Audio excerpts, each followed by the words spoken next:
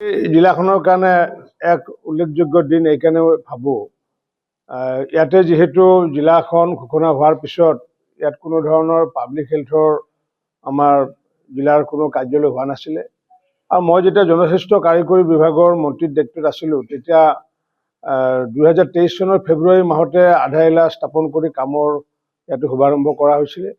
আৰু সেই ভৱনটো 1,13,13,00,000 টকা ব্যয় সাপেক্ষে আজি নিৰ্মাণ কৰি ওলোৱা হৈছে। আৰু এইটো যি আমাৰ এক্সিকিউটিভ ইঞ্জিনিয়াৰৰ যি কাৰ্যালয়, এই কাৰ্যালয়ৰ জৰিয়তে এইটো সমগ্ৰ বজালী জিলাখনৰ কাম কাজ পৰিচালিত হ'ব। আৰু সুন্দৰকৈ এইটো নিৰ্মাণ কৰিছে, তাৰ কাৰণে মই ধন্যবাদ জনাইছোঁ কণ্ট্ৰেক্টৰৰ লগতে বিভাগকো। আৰু লগতে মই আনন্দিত এইকাৰণে যে আমাৰ এই পাটাচাৰকুছি সমষ্টি বা বৰ্তমান বজালী সমষ্টিত এইটো আমি প্ৰায় 2-3 বছৰৰ ভিতৰতে আমি কামৰ শুভাৰম্ভ কৰিছিলোঁ। আৰু আজি আমি এইটো ৰাইজৰ বাবে আমি মুকলি কৰিছোঁ। নিশ্চিত ৰূপত আমি আনন্দিত। আৰু এনেকুৱাকৈ আমি ফেব্ৰুৱাৰী মাহৰ শেষত আমাৰ যি পৰিবহণ বিষয়াৰ যি কাৰ্যালয়, সেই কাৰ্যালয়ৰো আমি কাম কাজ ইয়াতে আৰম্ভ কৰিম।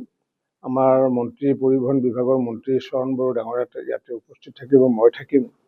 এনেকুৱাকৈ আমাৰ যিমানখিনি উন্নয়নমূলক কাম কাজ আছিলে, আজিৰ তাৰিখত আমি 2খনকৈ দলং, ইতিমধ্যে এখন দলং, বনগাঁৱৰ এখন দলং আমি কামৰ শুভাৰম্ভ কৰি আহিছোঁ। খন্তেক পিছতে আমি নিত্যানন্দৰ মহাভৈৰৱৰ কাষৰ এখন দলঙো আমি কাম কৰিম।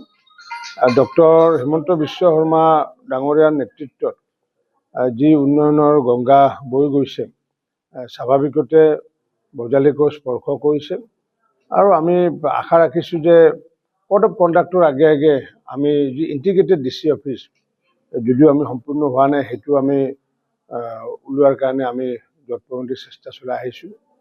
আৰু ইয়াৰ লগতে আমি যি আমাৰ 10 কোটি টকা ব্যয় সাপেক্ষে মই যি NACৰ জৰিয়তে, নৰ্থ ইষ্ট কাউন্সিলৰ জৰিয়তে 10 কোটি টকা ব্যয় সাপেক্ষে আমাৰ যি ডায়েৰী প্ৰচেছিং চেণ্টাৰ আমাৰ ডিচি অফিচৰ কাষতে ইতিমধ্যে নিৰ্মাণ কৰি অহা হৈছে, সেইটো আমি কোড অফ কণ্ডাক্টৰ আগে আগে আমি সম্পূৰ্ণ কৰিম বুলি আমি আশা ৰাখিছোঁ। গতিকে এনেকুৱাকৈ যোৱা 5টা বছৰে যিখিনি বজালীৰ কাৰণে হৈছে, সমগ্ৰ অসমৰ লগতে বজালীতো হৈছে।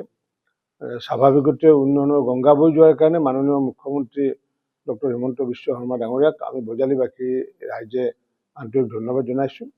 আৰু আগন্তুক দিনতো যিখিনি কাম আছে বজালী অঞ্চলৰ, নিশ্চিত ৰূপত হ'ব। ইতিমধ্যে 294 কিলোমিটাৰ ৰাস্তা ইতিমধ্যে আমি সম্পূৰ্ণ কৰিছোঁ।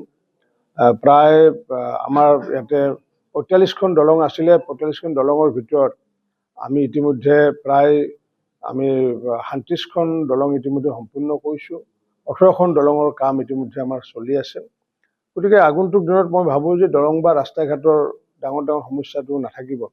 অসমমালা ৰাস্তা নিৰ্মাণ চলি আছে। ইতিমধ্যে যি আমাৰ সৰ্থেবাৰীৰ পৰা আহি পেলাই যি পাঠশালালৈ, তাতে অভাৰব্ৰিজৰ কামো ইতিমধ্যে আৰম্ভ হৈছে। গতিকে আগন্তুক দিনত মই ভাবোঁ যে অহা 5 বছৰত সিমান বেছি আৰু কাম কৰিবলগীয়া নাথাকে, অলপ চলপ কাম থাকিব। মূল কাম এটাই থাকিব, বিশেষকৈ আমাৰ যি ডিষ্ট্ৰিক্ট লাইব্ৰেৰীৰ কামটো আমাৰ থাকিব। সেইখিনি কাম আমি হয়তো পৰ্যায়ক্ৰমে ইতিমধ্যে মই বিভাগক জনাইছোঁ। হয়তো আগন্তুক দিনত আমি SOPDৰ জৰিয়তে হওক বা অন্য শিতানত ডিষ্ট্ৰিক্ট কনভেনশ্যন চেণ্টাৰে হওক বা আমাৰ ডিষ্ট্ৰিক্ট লাইব্ৰেৰীৰ কাৰণে আমি প্ৰচেষ্টা চলাম। যি আমি জুবিন উদ্যানৰ কামো ইতিমধ্যে আমি হাতত লৈছিলোঁ। জুবিন উদ্যানৰ কামো আমি 22-23 তাৰিখৰ পৰা আমি আৰম্ভ কৰিম বুলি আমি ভাবিছোঁ। ইতিমধ্যে তাত এখন চিলড্ৰেন পাৰ্কো এখন তাত হ'ব। আৰু চিলড্ৰেন পাৰ্কৰ কাৰণে ইতিমধ্যে যি পুঁজিৰ ব্যৱস্থা কৰিবলগীয়া আছে, পুঁজিৰ ব্যৱস্থা কৰিছোঁ।